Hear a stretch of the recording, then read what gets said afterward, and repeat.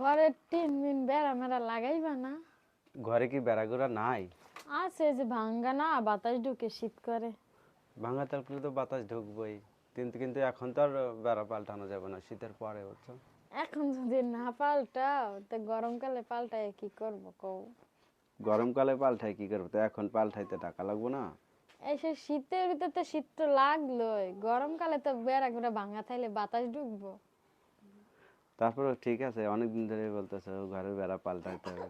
কয় টাকাই লাগবো তুমি ঠিক করে দাও। ভালো টাকাই লাগবে বুঝছো। আমি কিছু দিই মনে, আমার সঞ্চয়তে কিছু আছে না। হুম। আর তুমি কিছু কাজ করে গুছাও, ওইটা দিয়ে ঠিক করো। কয় টাকা আর হইব তোমার সঞ্চয়তে জমা? 3000 টাকা উঠান যাইবো। 3000 টাকা উঠান যাব? 3000 টাকা তোমার উঠান লাগতো না? যে আরো 2-3 মাস জমাও, জমানোর পরে 500 টাকা করে দাও না। হ্যাঁ, 500 করে আরো দাও। 2-3 মাস জমাও না, তাহলে 6-7 হাজার টাকা হয়ে যাইব।